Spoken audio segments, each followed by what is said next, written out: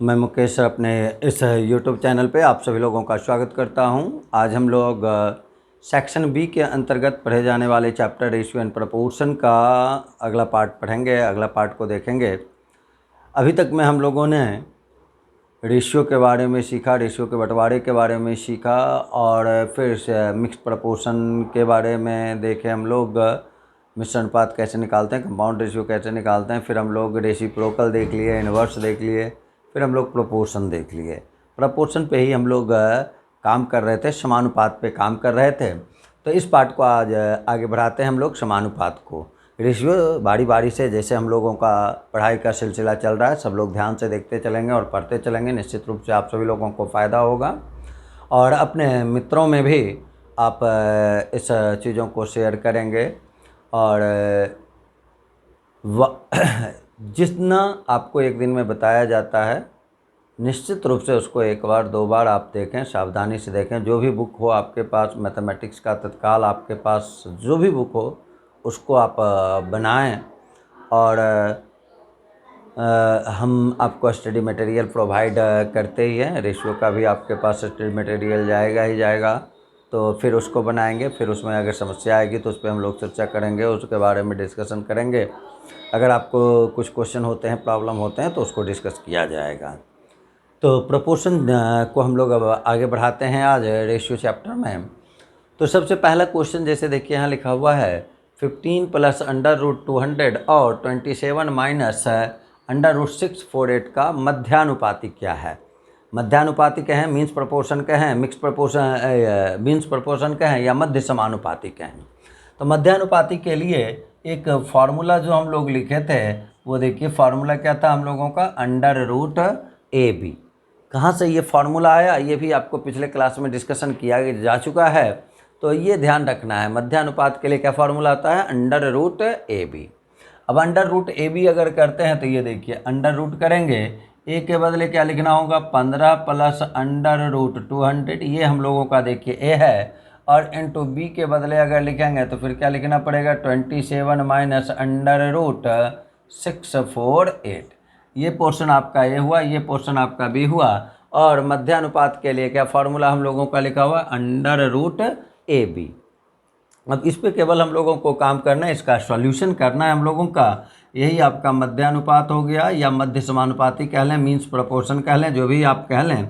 अब इसको अगर हम लोग देखें तो ये देखिए 15 है, आप प्लस करते हैं। 200 अगर देखा जाए तो इसको आप 2 × 100 कर सकते हैं, और 100 का स्क्वायर रूट आपको पता है कि 10 होता है, तो इसके बदले हम लोग 10√2 लिख सकते हैं।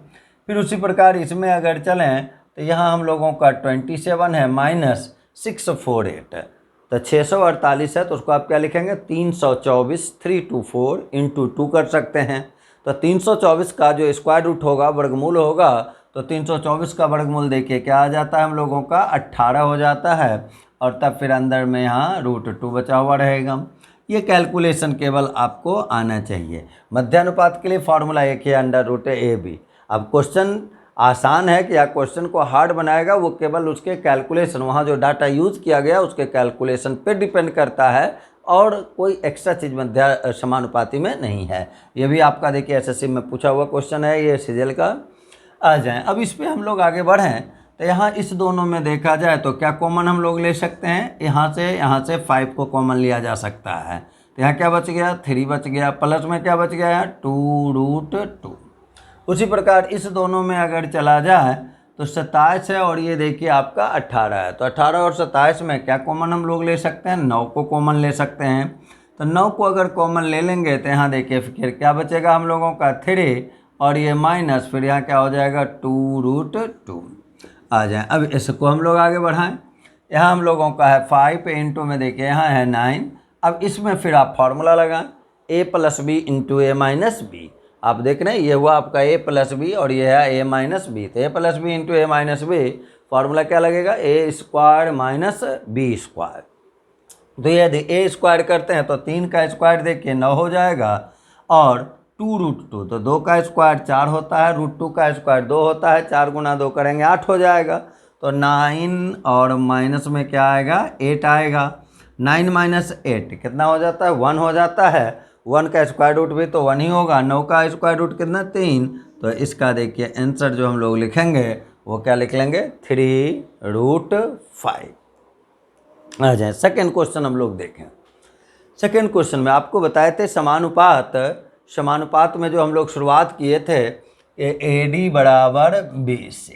पिछले क्लास में हम लोग समानुपात पे केवल चर्चा किए हुए हैं। AD बराबर BC कहाँ से आया था, पहला गुना चौथा बराबर दूसरा गुना तीसरा, जिसका मेन सेंटेंस क्या था कि मध्य समानुपाती के लिए समानुपात में कोई डाटा रहता है तो उसके एक्सट्रीम प्रोपोर्शन का जो वैल्यू होता है मीन्स प्रोपोर्शन के वैल्यू के बराबर होता है। बाहरी पदों का जो गुणनफल होता है वो माध्यमिक पदों के गुणनफल के बराबर होता है। ये हम लोग पिछले क्लास में सीखे हुए थे। अब आ जाए उसी का केवल यूज, वहाँ डाटा का यूज करते थे, कोई 3 डाटा दे के चौथा आपसे पूछा जाता था। यहाँ क्या किया गया, उस डाटा को सेंटेंस के माध्यम से सेट कर दिया गया।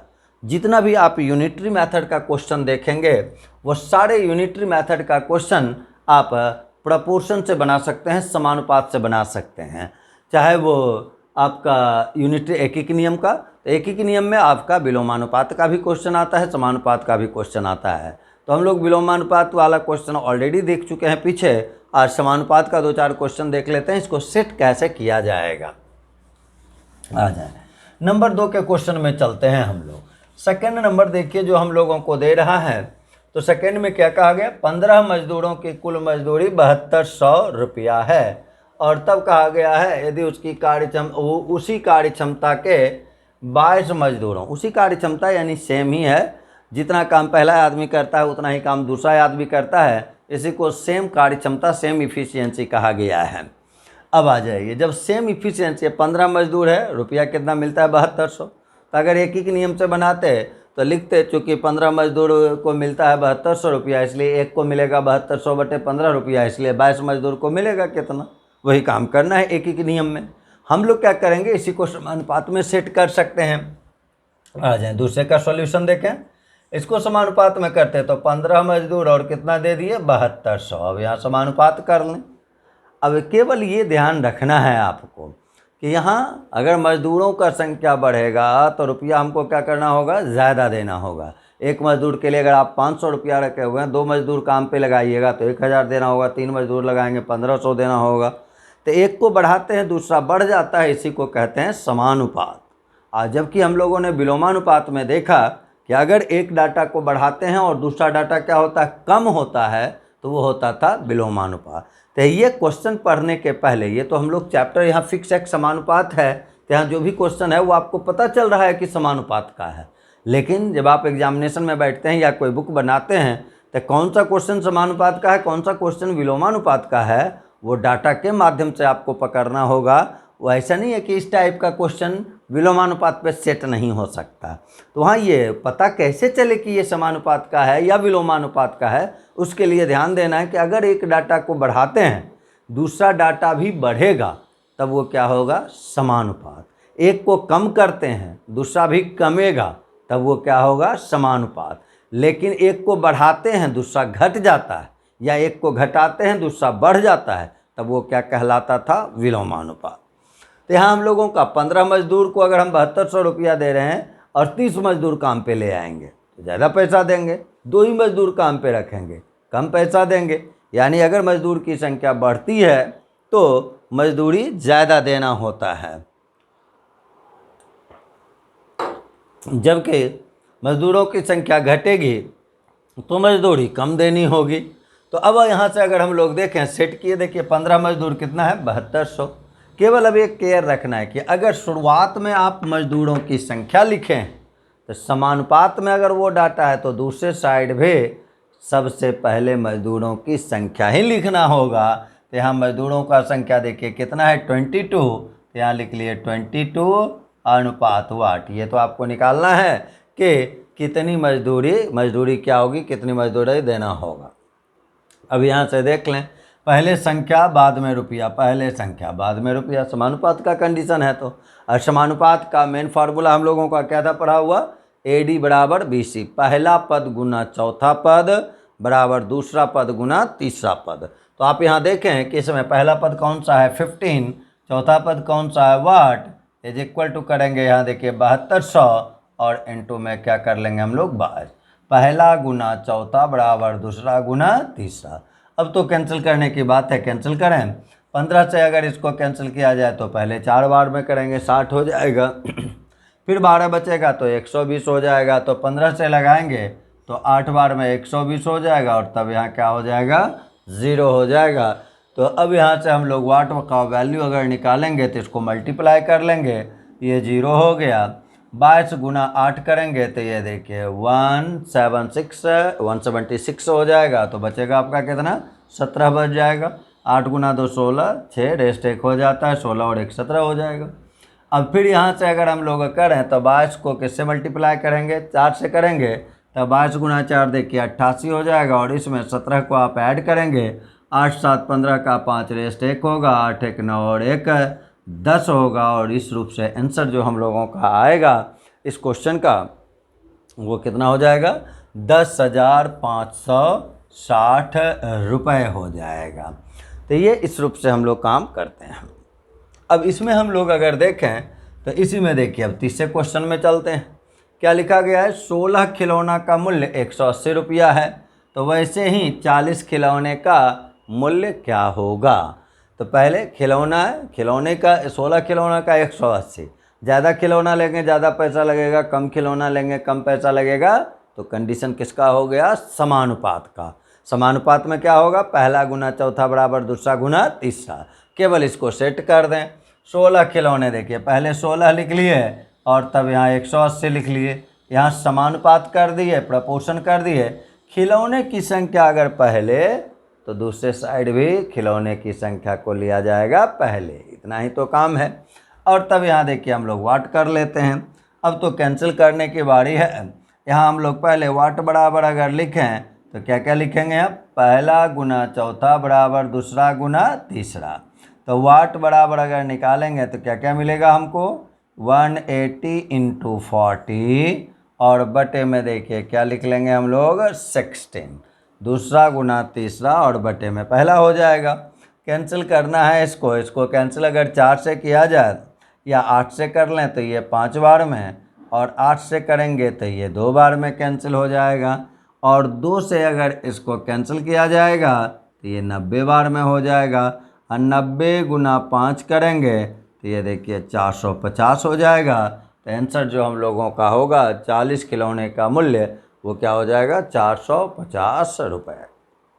तो सेंटेंस बेस्ड पे जितना भी यूनिटरी मेथड का क्वेश्चन है वो सब सेंटेंस में जाके समानुपात पे या विलोमानुपात पे सेट होता ही होता है। जैसा कि अभी आपने देखा है 2 क्वेश्चन बनाए हम लोग, विलोमानुपात में भी ढेरों टाइम डिस्टेंस का क्वेश्चन देखे थे, टाइम वर्क का क्वेश्चन देखे थे, मजदूरी से रिलेटेड क्वेश्चन देखे थे। तो वहाँ आपको उस रूप से देखे थे आ जाए। अब इसी में हम लोग चलते हैं अगले क्वेश्चन में।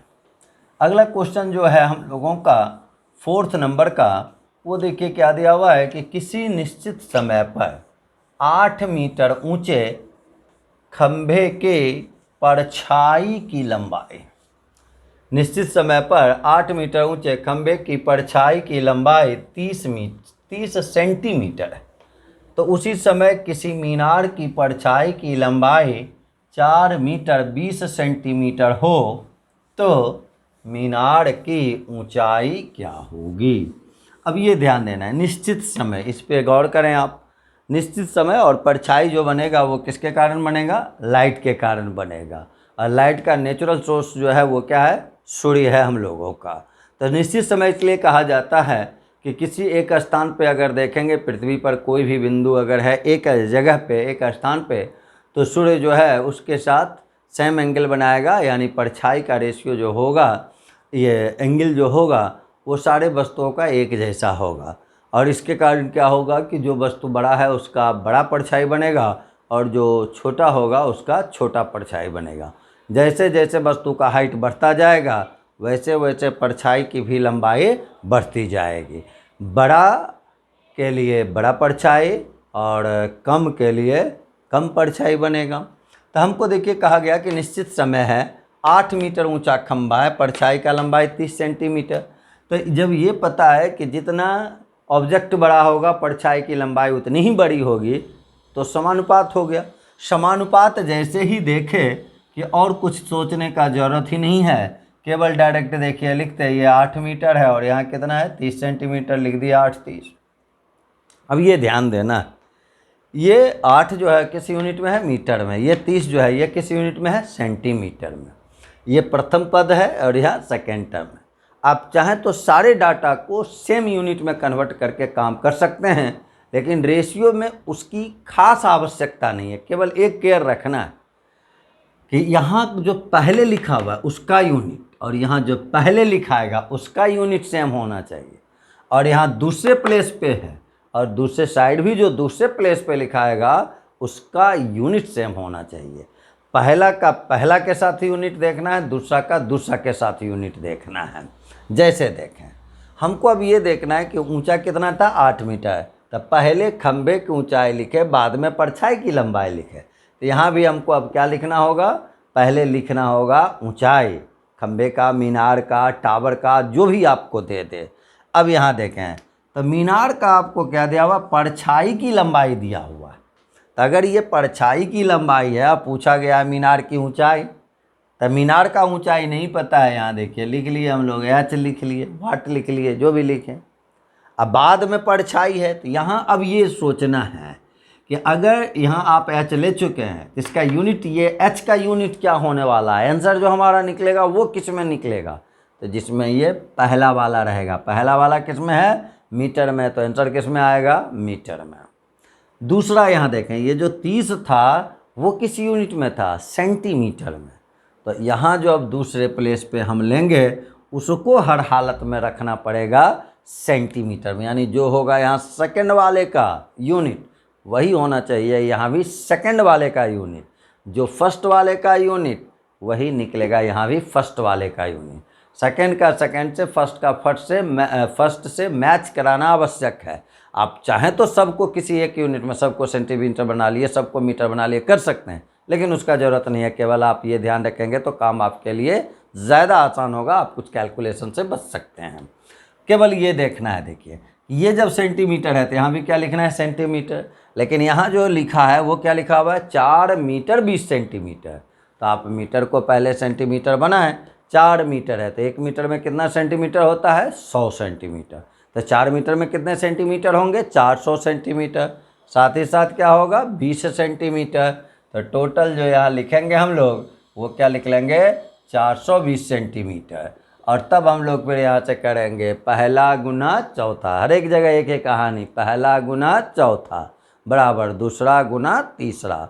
तो फर्स्ट इसको अगर मल्टीप्लाई आप करते हैं और एच जब निकालते हैं, थर्ड निकालेंगे, तब प्रथम ए डी और बाय क्या हो जाएगा, बी।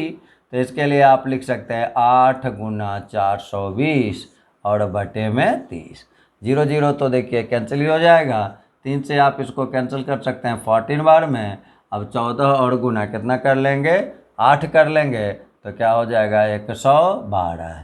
यूनिट क्या लगेगा हम लोगों का, मीटर। क्यों लगेगा, क्योंकि यहाँ पहला वाला का यूनिट क्या था, मीटर। तो यहाँ से गुना कर लिए, 8 गुना 4 देखिए 32, रेस्ट 3 हो जाएगा, 8 और 3 11, आंसर क्या आएगा 112 मीटर। तो इस रूप से इस चौथे क्वेश्चन का आंसर हम लोगों का क्या निकला, 112 मीटर। आ जाए आगे अगर बढ़ें, अब हम लोग 5 नंबर में चलते हैं। 5 नंबर क्या कहा गया आपको, किसी मानचित्र पर 80 किलोमीटर की दूरी 5 सेंटीमीटर द्वारा दर्शाई जाती है। कोई भी मैप आप देखते हैं, जहाँ कहीं भी देखते हो, मोबाइल पे देखते हो या बुक में देखते हो, तो वो क्या होता है, मैप जो तैयार होता है तो एरिया हो या लेंथ हो या ब्रेड्थ हो, कोई भी, या मॉडल ही किसी चीज़ का आप देखते हैं जिसमें हाइट भी रहता है, तो कभी आप ऐसा नहीं मैप में देखे होंगे कि किसी छोटे प्लेस के लिए बड़ा एरिया दिया हुआ है और बड़े प्लेस के लिए छोटा एरिया दिया हुआ है। ऐसा नहीं होगा। मानचित्र जब तैयार होता है तो जिस रेशियो में वो ओरिजिनल में होता है, अगर भारत के झंडे के लंबाई और चौड़ाई का अनुपात 3:2 है, तो झंडा आप 3 मीटर 2 मीटर का बनाए, 3 मीटर 2 सेंटीमीटर 3 सेंटीमीटर 2 सेंटीमीटर का बनाए, 3 मिलीमीटर 2 मिलीमीटर का बनाए। रेशियो ऑलवेज उसका क्या होगा, 3:2 होगा। वो आप मिलीमीटर में ले लें, सेंटीमीटर में ले लें, मीटर में ले लें, किलोमीटर में ले लें, डेकामीटर में ले लें, हेक्टोमीटर में ले लें, जहाँ भी आप चाहें लेकिन ये हमेशा आपको ध्यान में रखना होगा कि बड़ा के लिए देखिए मैप जो तैयार होगा तो मैप में लंबाई ज़्यादा है तो यहाँ भी ज़्यादा रहेगा, चौड़ाई कम है तो यहाँ भी कम होगा मैप में भी। तो आपके क्वेश्चन में देखिए क्या कहा गया कि एक मानचित्र जो तैयार किया गया है तो 80 किलोमीटर की दूरी को किससे दर्शाया गया है, 5 सेंटीमीटर।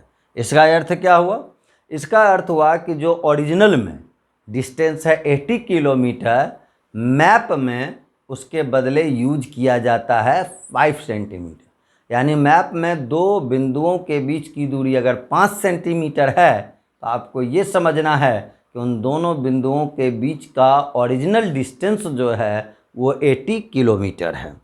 अब हमको कहा गया कि यदि मानचित्र पर दो विशेष स्थानों के बीच की दूरी 19 सेंटीमीटर, तो बड़ा अगर मानचित्र पे बड़ा दिखेगा, लंबा दिखेगा तो ओरिजिनल में भी उसके बीच का दूरी ज़्यादा होगा। मानचित्र पे डिस्टेंस कम दिखेगा दो बिंदु का, ओरिजिनल में भी उसके बीच का डिस्टेंस कम होगा। यानी एक बढ़ेगा दूसरा बढ़ेगा, एक घटेगा दूसरा घटेगा, तो ये क्या हो गया, समानुपात। समानुपात पे सेट करें आप इस क्वेश्चन को, आ जाए। तो ये पाँचवा का सॉल्यूशन अगर हम लोग देखें, क्या कहा गया, 80 किलोमीटर को दर्शाया गया 5 सेंटीमीटर, समानुपात कर लेना है केवल। ध्यान दें, ये ओरिजिनल है, ये मैप वाला डिस्टेंस।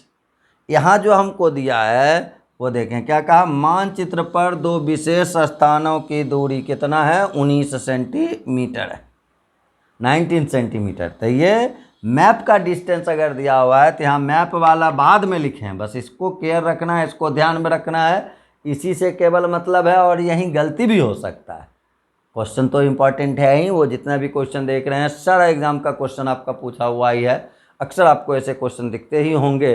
तो ये अब ध्यान दें, ये कहाँ का, मैप का है, बाद में है मैप वाला, तो इधर भी बाद में मैप वाला लिख देंगे। ओरिजिनल देखिए लिख दिए एक्स, यही चीज़ निकालना है, तो उसकी वास्तविक दूरी पहले। यूनिट पे अगर ध्यान दें तो वास्तविक दूरी का यूनिट देखिए क्या था हम लोगों का, किलोमीटर में। तो एक्स का भी जो मान निकलेगा वो किस यूनिट में, किलोमीटर में ही निकलेगा। अब ये ध्यान केवल रख लेना है कि ये जो था आपका मैप वाला डिस्टेंस, वो यहाँ भी सेंटीमीटर और यहाँ भी सेंटीमीटर, दोनों जगह सेम टू सेम है। तो हम लोगों को कोई एक्स्ट्रा काम करने की आवश्यकता नहीं है, केवल हम लोग ये लिखेंगे पहला गुना चौथा बराबर दूसरा गुना तीसरा। और यहाँ से अगर हम x का मान निकालते हैं तो 80 × 19 और बटे में क्या कर लेंगे 5 से इसको अब कैंसिल करें तो ये देखिए 16 बार में कैंसिल हो जाएगा। 16 × 9 पहले करेंगे 144, टेस्ट देखिए 14 बचेगा, और 16 में आप 14 को ऐड कर लेंगे और तब जाके ये देखिए कितना आ जाएगा, 30 आ जाएगा। तो आंसर जो है वो होगा इसका, वो कितना, 304 किलोमीटर। या 19 से करते, 19 × 6 करते तो 114 के लिए 4 लिखा था, 11 बच जाता। 19 में 11 को जोड़ देते तो क्या आता, 30 आ जाता, आंसर हो जाता 304 किलोमीटर। तो इस रूप से समानुपात हम लोगों का देखे, समानुपात का कुछ क्वेश्चन देखे। एक तो फार्मूला आपको शुरुआत में बताया AD = BC, फिर उससे 2-3 फार्मूला आपको निकाले थे, जिसमें मध्यानुपात का फार्मूला था, तृतीय समानुपात का फार्मूला था, प्रथम समानुपाती का फार्मूला था। ये सब के लिए हम लोगों ने फार्मूला देखा और तब फिर उससे सेंटेंस बेस्ड कुछ क्वेश्चन अभी देखे। और इस रूप से समानुपात प्रोपोर्शन हम लोगों का फिनिश हुआ है। अब हम लोग रेशियो में कुछ भिन्न भिन्न टाइप्स के क्वेश्चन को देखेंगे कि उस टाइप के क्वेश्चन को आसानी से कैसे बनाया जा सके। एग्जामिनेशन पॉइंट ऑफ से सारा टाइप जो अब देखेंगे हम लोग, सारा इम्पोर्टेंट है, सबको केयर करना है और बारी बारी से सीखना है। हम आपको उसका फंडामेंटल भी थोड़ा सा बता देंगे, समझा देंगे, लेकिन बेसिकली जो टेक्निक आपको बताएंगे उस टेक्निक पे आपको ध्यान देना ही होगा, वही आपका ज़्यादा यूज़फुल होगा और बहुत ढेर सारे क्वेश्चन में वो मदद आपका करेगा। आ जाइए हम लोग अब यहाँ से सीखें। एक मिश्रण से रिलेटेड क्वेश्चन आपको अक्सर मिलेगा। जैसे देखिए यहाँ कहते हैं कि 240 लीटर दूध और पानी, 240 लीटर दूध और पानी के एक मिश्रण में दूध तथा पानी का अनुपात, दूध तथा पानी का अनुपात 5:3 है, 5:3 है। मिश्रण में कितना पानी और मिलाया जाए, मिश्रण में कितना पानी और मिलाया जाए कि दूध और पानी का अनुपात, दूध और पानी का अनुपात 10:7 हो जाए। बहुत ही इम्पोर्टेंट क्वेश्चन और बहुत ही आसान क्वेश्चन, दोनों चीज़ है। अक्सर एग्जामिनेशन में मिलेगा। सिर्फ दूध पानी का यहाँ मतलब नहीं बनता है, कोई भी 2 प्रकार का चीज़ मिलता है, वो दूध पानी दे दे, पानी स्प्रिट दे दे, अल्कोहल पानी दे दे, कोई भी 2 चीज़ मिलेगा तो इसका यूज होगा, चाहे वो किसी भी रूप में हो। जनरल प्रोसेस की बात अगर करें, रेशियो की बात थोड़ा सा कर लेते हैं हम लोग, फिर टेक्निक सीखेंगे इसका। इसके लिए एक फार्मूला भी आता है, लेकिन फार्मूला याद करना आपके लिए सदैव कष्टप्रद रहा है, तो ज़्यादा फार्मूला पे हम लोग चर्चा नहीं करेंगे, टेक्निक पे चर्चा करेंगे। टेक्निक कैसे यूज़ किया जाए उसका, जो एक बार सीख लें तो हमेशा आपको याद रहे, उस पर चर्चा करेंगे। लेकिन पहले इसका एक झलक जनरल प्रोसेस देख लेते हैं। जनरल प्रोसेस में देखिए यहाँ क्या होता कि आपको दिया गया 240 लीटर मिश्रण है, दूध और पानी का एक मिश्रण है, और इसमें दूध तथा पानी का रेशियो दिया हुआ है 5:3। तो डिटेल अगर करते हैं तो पहला काम ये होता है कि ये देखते कि इस 240 लीटर में कितना दूध और कितना पानी। वो काम आपको हम पहले से समझाएंगे, ये केवल समझना है, लिखने का ज़रूरत नहीं है। टेक्निक जो लिखने वाला है वो आप लोग लिखेंगे, उसको सीखेंगे। इसको केवल समझ लें कि जनरल प्रोसेस इसका क्या हो सकता है। तो सबसे पहले यहाँ क्या निकालना होगा, दूध कितना पानी कितना। इसके लिए क्या करना होगा, मिश्रण का टोटल मात्रा है, रेशियो हमको दिया हुआ है, तो रेशियो का बंटवारा करना है। हम लोग स्पेशल हेडिंग पढ़े हुए हैं अनुपात में का बंटवारा, तो अनुपात को बांट देते हैं, ये डाटा को हम लोग बांट देते हैं, दूध और पानी अलग अलग कर लेते हैं। तो ये 240 अगर अलग अलग करेंगे तो इस 240 में ये जब टोटल मात्रा है तो भाग किससे लगेगा, रेशियो के टोटल से लगेगा। रेशियो का टोटल कितना है, 5:3। तो 5 और 3 को आप ऐड कर दें तो क्या हो जाएगा, 8। दूध निकालना है तो 5 से गुना कर लेंगे तो ये 30 हो जाएगा। 30 गुना 5 करते हैं 150 लीटर। यानी वो जो 240 लीटर आप देख रहे हैं, 240 लीटर में से दूध की मात्रा क्या है, 150 लीटर। बाकी क्या है, पानी है। तो पानी के लिए या तो 240 में 150 घटा दें, और नहीं तो इस 5 के प्लेस पे 3 से हम गुना कर लेते हैं, और अगर 3 से गुना देखिए कर लेते हैं इसको, तो जो हम लोगों का आंसर आता वो 90 आता ही है आंसर, यानी पानी जो आता वो 90 आता। तो 240 लीटर में दूध कितना है, 150 लीटर, पानी कितना है, 90 लीटर।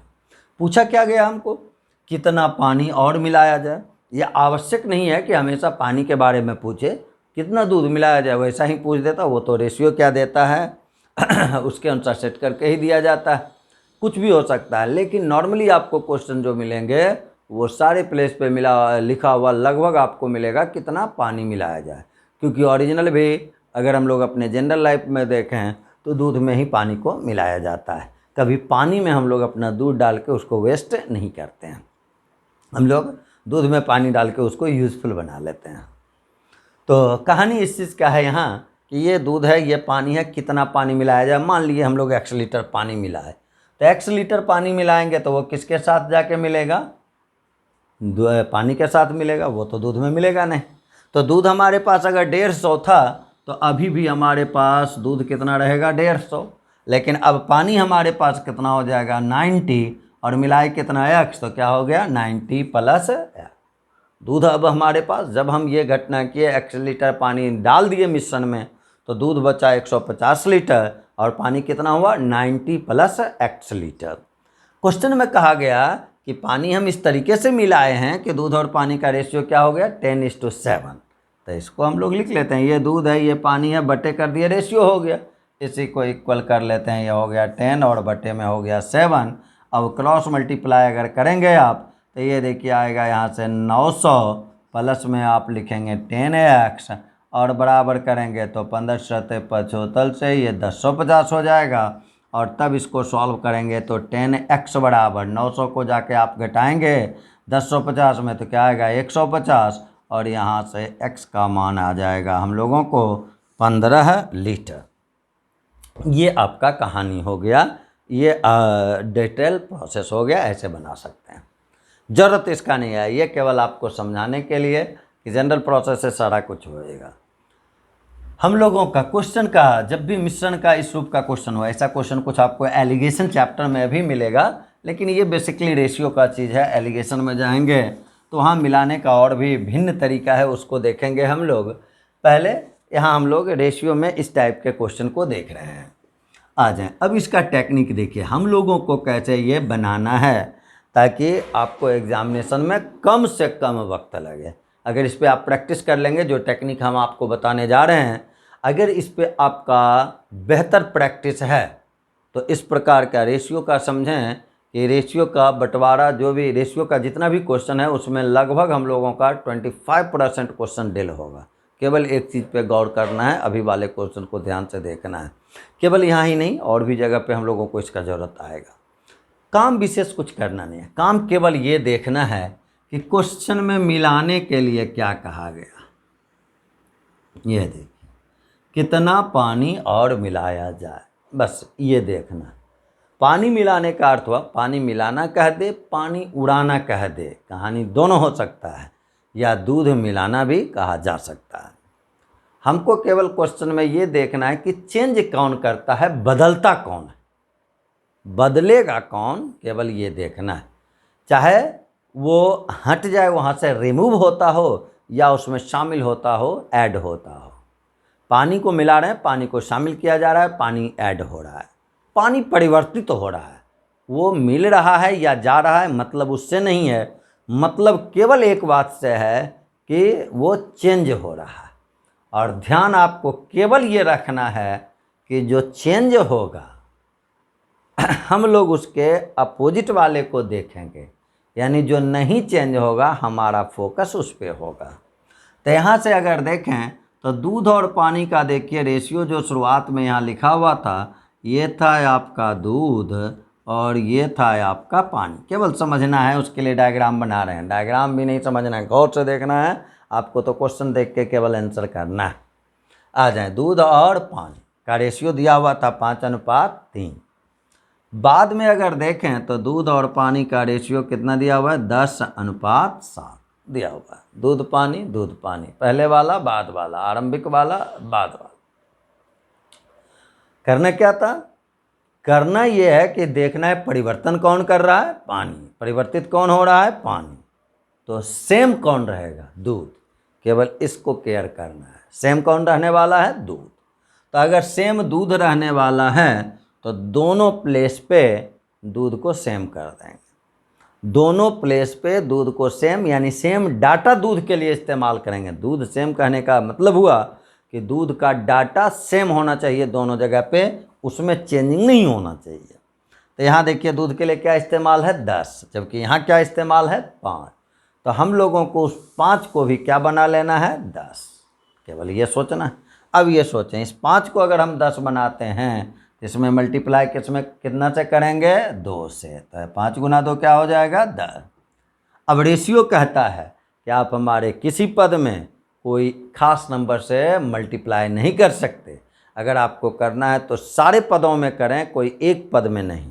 तो हम यहाँ चाहते हैं 2 से गुना करना, तो रेशियो का प्रॉपर्टीज कहता है कि आप यहाँ भी करें 2 से गुना। तो यहाँ हम लोग लिखते तो ये 6 हो जाता, नीचे का तो ये हम लोगों के पास है 10 और 7। यही मेन चीज़ आपको समझना है, इतना ही चीज़ सोचना है। ये लिखने का ज़रूरत नहीं है, लिखना भी है तो केवल ये डायरेक्ट सोच के लिखना है। अब देखें परिवर्तन किसका है, पानी का। तो पानी का अगर परिवर्तन है तो यहाँ से हम लोग देखें क्या पूछा गया था, कितना पानी और मिलाया जाए।